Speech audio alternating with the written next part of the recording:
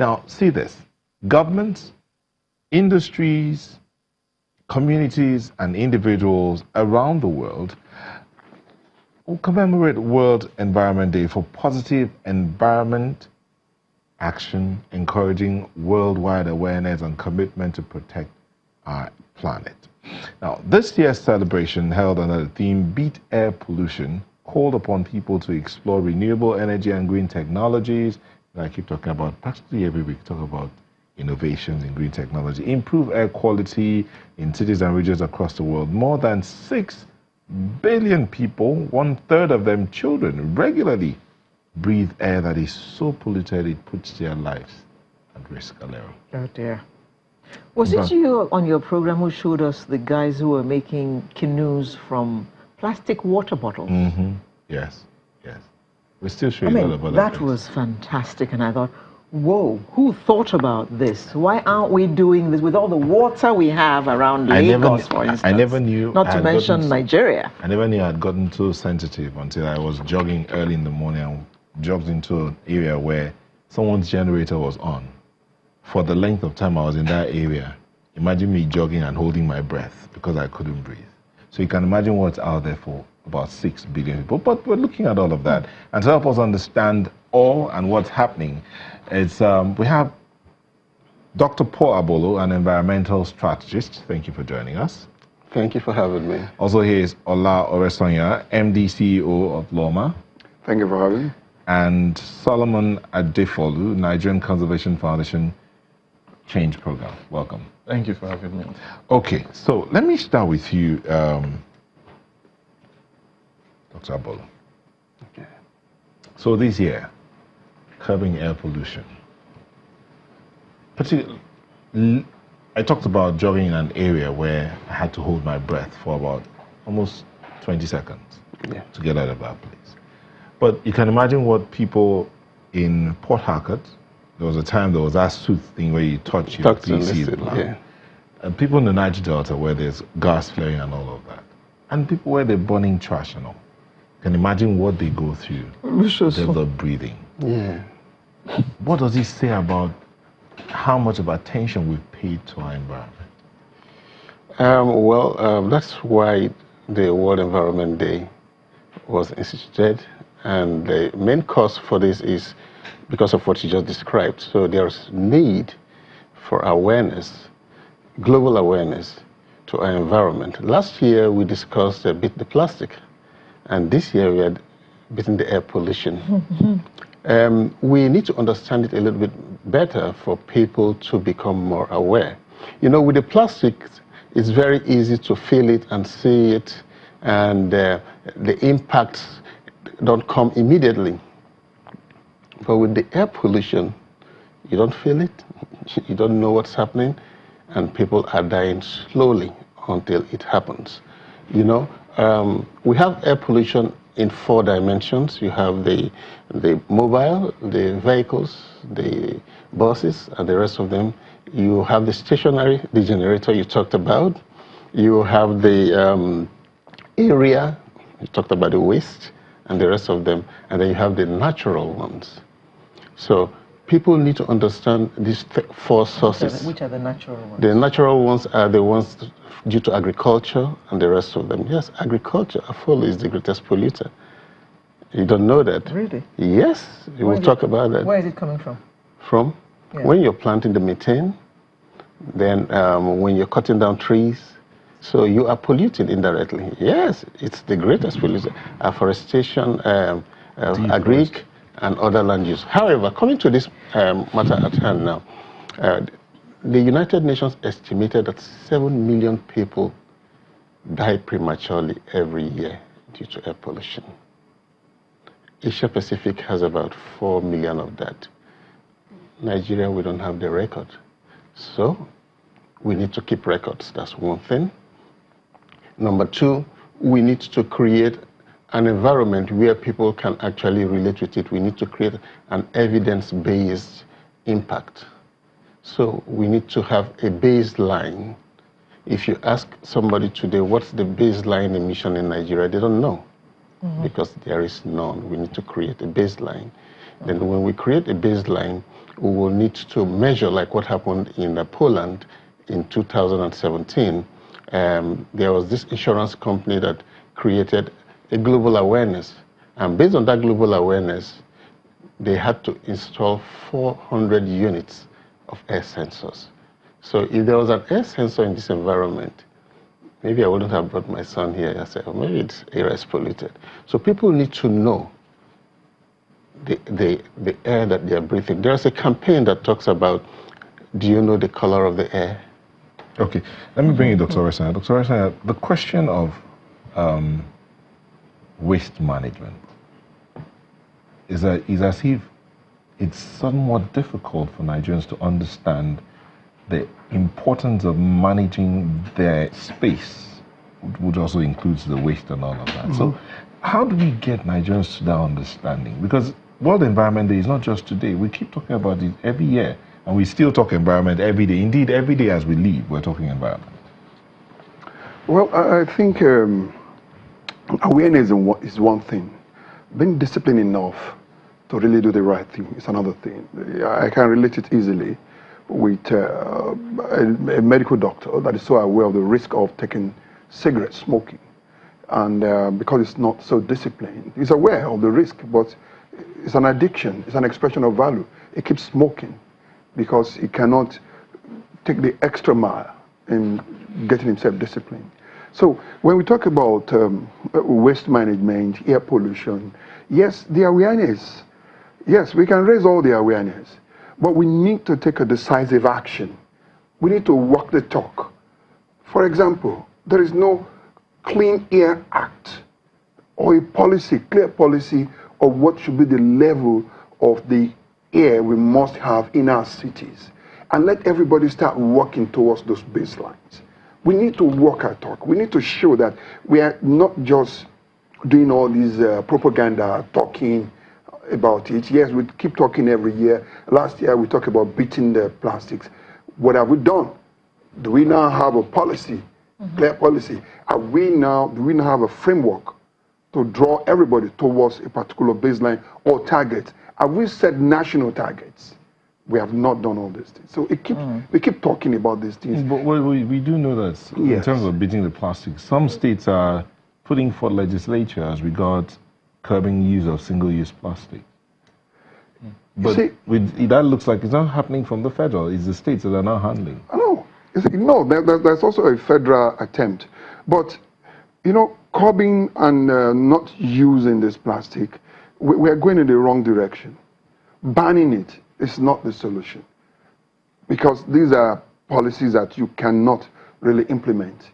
We need to have a clear-cut action that we can draw up a program of action and set targets, drop your sequence, and know that by so-so year, by so-so time, we should be able to do this.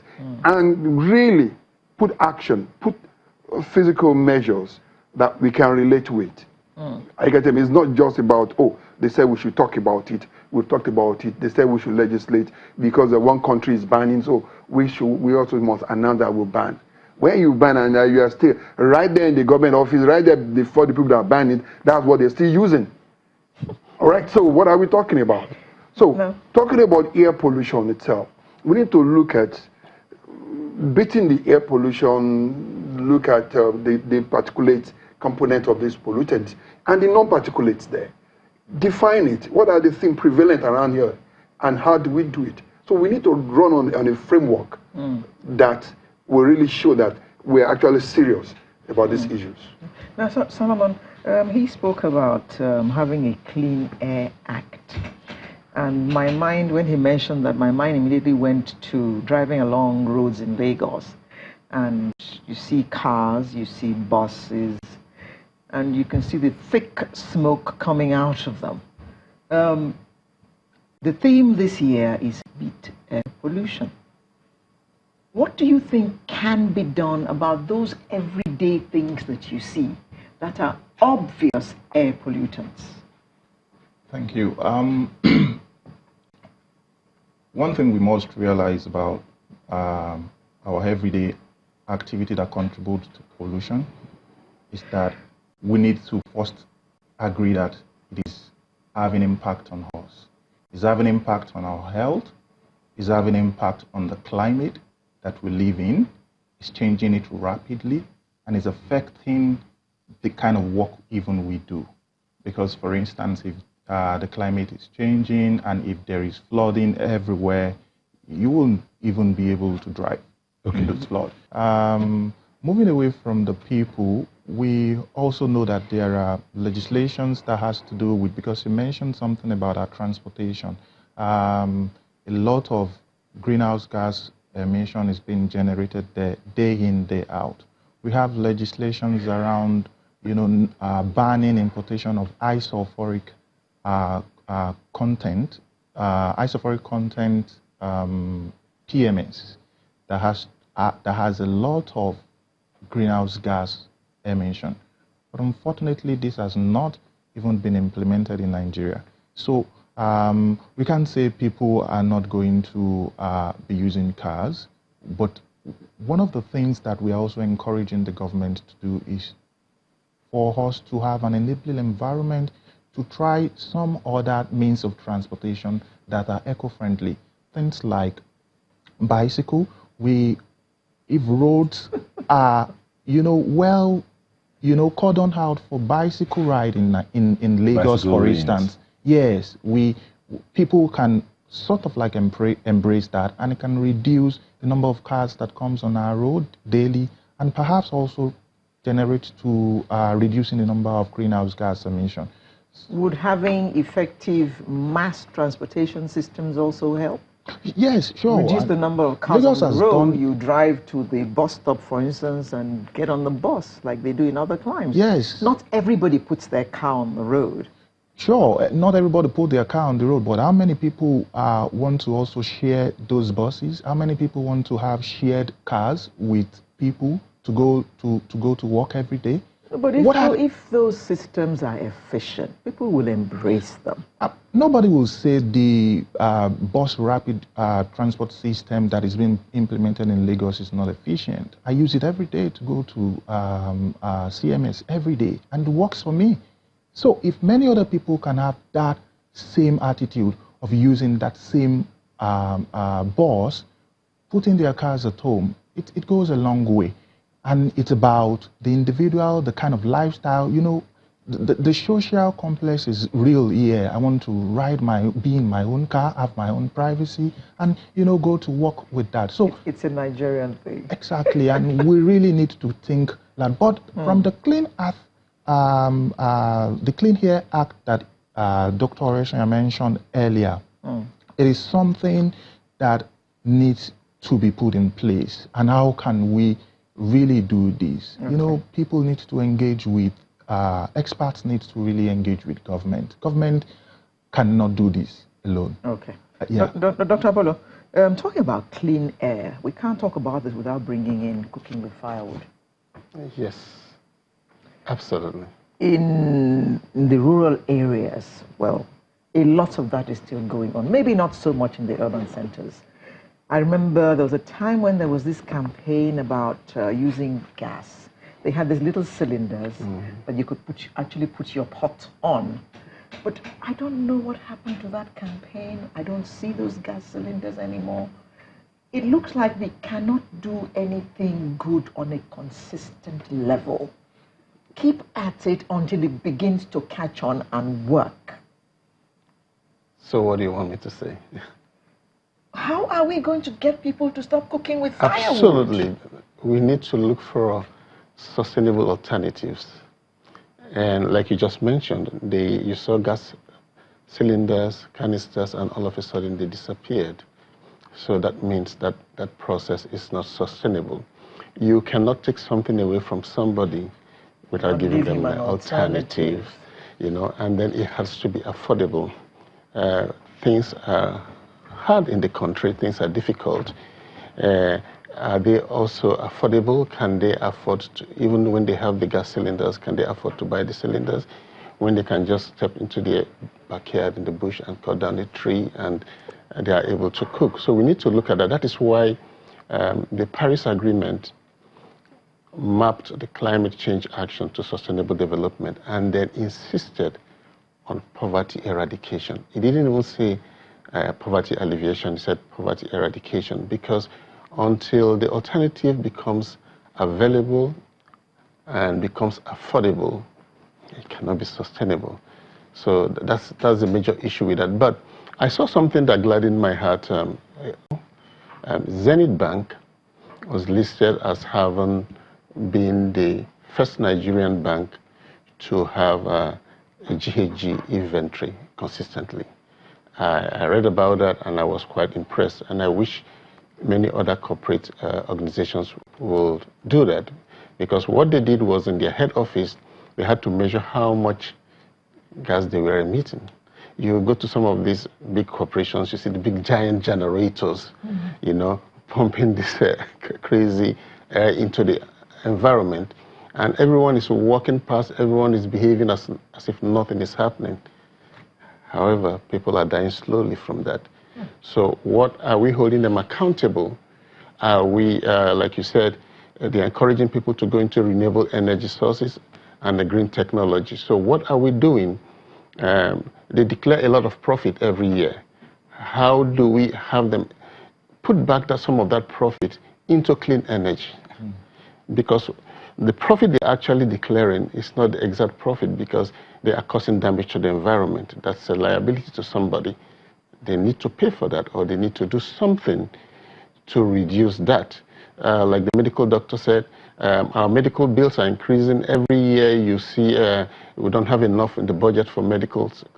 Some of these things are causing it. And moreover, we have big SUVs in this country, 8 cylinders. With all that power, where are you going with it? You are polluting, you are consuming, you are polluting, and there's no vehicular emission inspection record. By right, every year, every vehicle needs to be inspected to know how much emission, and you are given a sticker. So if the VIO stops you, if your sticker is not there, there's an issue. Not of that is done. In the marine industry, this year we are focusing on the blue economy. With the UNFCCC COP25 is part of the focus. What are we doing with our marine industry? What are we doing with all the trucks that are lying up in tin can? Some of them are running and polluting the environment. There's a whole lot that we need to do. What are we doing with all the generators in the government establishments? Well, what are we doing with that? The question, while we're looking at that, someone sent in a tweet here, Kenneth on Enorua, says that Nigeria has, well, I want to read the example. Says, Nigeria has a good framework on environment, but lacks the political will to implement the framework. Now, you talked about the Clean Air Act, or he's talked about a framework for the environment, so is the implementation of it. Exactly. But again, that aspect of awareness and lifestyle change. If you go, I think it was Lagos recently that had the renewable energy, or had a power plant set up for Alausa that took care of Alausa, so the generators were somewhat like moved out. Commissioned, yeah. But if you go to other places, other states, even up to the federal, the ministries all have huge generating sets that power most times just the office of the minister and the directors. But the amount of emissions from those generators, not to talk of the individual houses, you talked about the cars and the buses. How aware, or how do we get Nigerians to begin to change the lifestyle? Is the lifestyle change here now that would affect environmental pollution? How do we begin to get to that point? Well, I think to start with, let's look at our kind of global commitment to the reduction of carbon emission, which Nigeria is a signatory to the Paris Agreement. And we're committed to reduction by, I think, 2%. 20%. Conditional and 45 conditional. Yes, exactly. So now the framework to drive these aspirations are not just there. All right, we've expressed our commitment and the rest of it. So, like the Clean City Act and commitment towards the SDG goals and the rest of it, and have been disciplined about it. All right, so that now, apart from that, there should be a kind of a reward system for compliance, for state government that are compliant, so that you can create a kind of a healthy competition. We just talked about the initiative with the Lagos state government, trying to decommission generators in government institutions, and are trying to do a kind of a retrofitting of energy consumptions. Because I am aware that all the government establishments in Lagos, you're asked to reduce the kind of bulbs under the kind of air conditioning system you're using, so that we can reduce the energy consumptions. So, and there are incentives for this. So now, these are the kind of things that can drive a kind of a national commitment, where you can now start define our baseline, just like a doctor said. What is the national baseline when it comes to the air, the ambient, the prevailing air conditions? And these are the areas where you now set the goals. For example, the kind of the quality of sulfur, the national average that you have, carbon dioxide, what's the national average that we have, and how do we reduce it? So then we can now localize it to state government. Which state has the highest quantity of sulfur, has the highest quantity of carbon dioxide, and the rest of it. And then let each state commit to what they're going to do. Let the federal government supply the technical assistance that is required for states to move. And let there be an incentive for states that are complying. Then you know there's a conscious effort to show that you are a responsible and a responsive government when it comes to making your city livable. So these are the ingredients of livability that we are talking about. And we can have this competition nationally, and that we can run with the knowledge. We have enough experts in Nigeria who are doing so well outside the country and even in the country. We need to bring these people on board and let them draw this, and let there be a framework that will drive the national growth. To me, I think that's the way to go.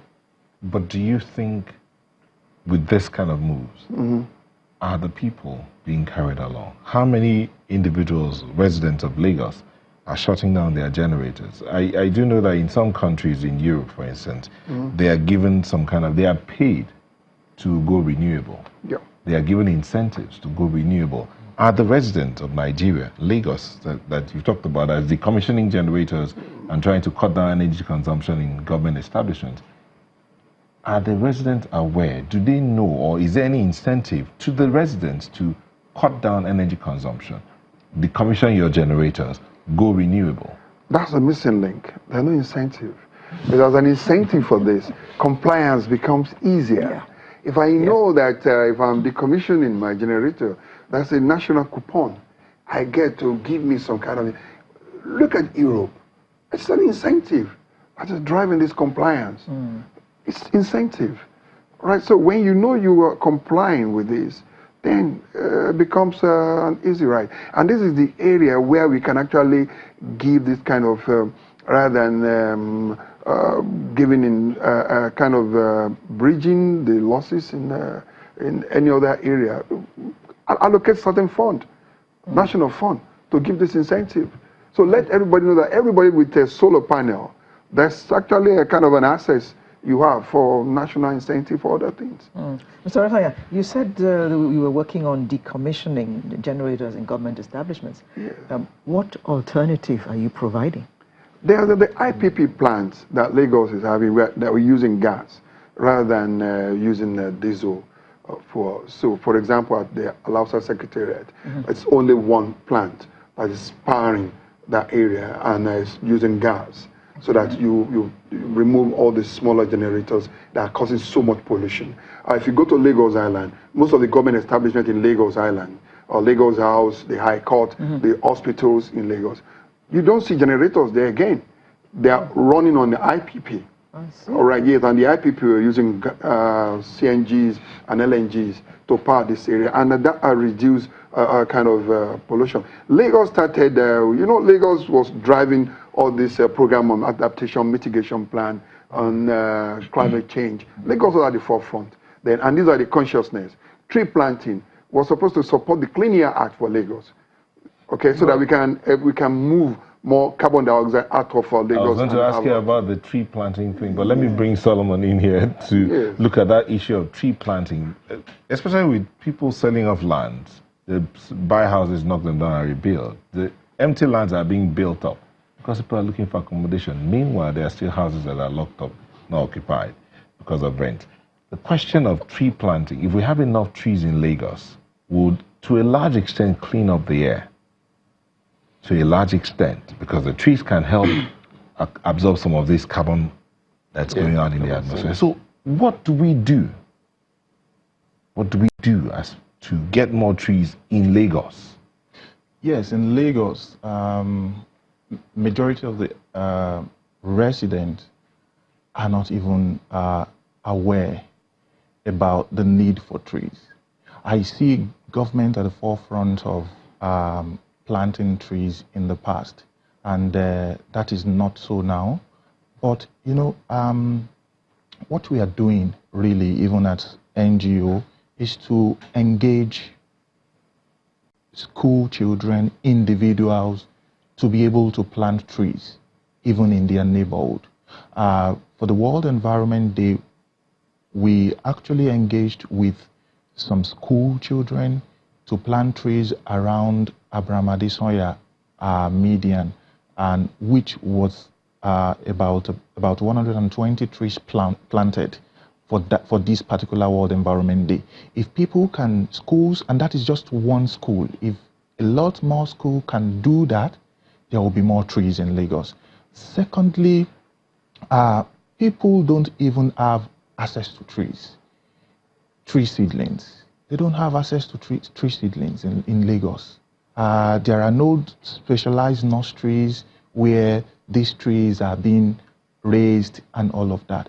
But what NCF is doing through the Green Recovery Initiative is to be able to provide those nursery seedlings where people can come, take seed at subsidized rates, and go plant in their neighborhood. But isn't it enough to just plant? What about the nurturing of the tree? Yes, and that is why we are tying it up with individuals. Individuals that has the will to come plant should be able to nurture.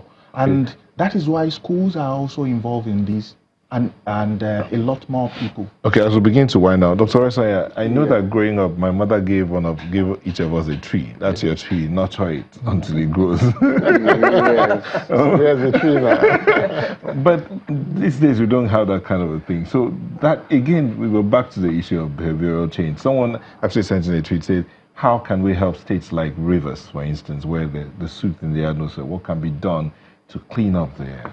All right, before going to Rivers, let me just correct an impression. Lagos State has nurseries, about 5 that I'm sure we have. We have at Korodu, at Badagry, Ekwe, for trees. It was part of an integral process. That's for government? No.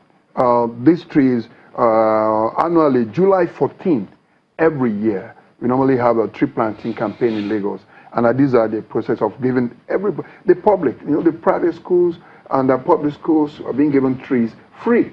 And Lagos, the Lagos target then was to have a minimum of 2 million trees, or I think about 2 or 4 million trees, to be planted all over the city of Lagos.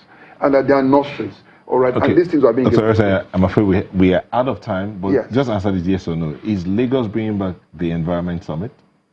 Yes. Okay, thank you very much. I'm afraid we have to go. We are completely out of time. Dr. Paul Abolo, environmental strategist, Dr. Ola Oresanya, MD CEO Loma, and Solomon Adefolu, Nigeria Conservation Foundation. Thank you all for sharing your thoughts with us. Let's hope that the citizens and our viewers would do something different and help change our environment and our air, clean up our air more. Thank you so much.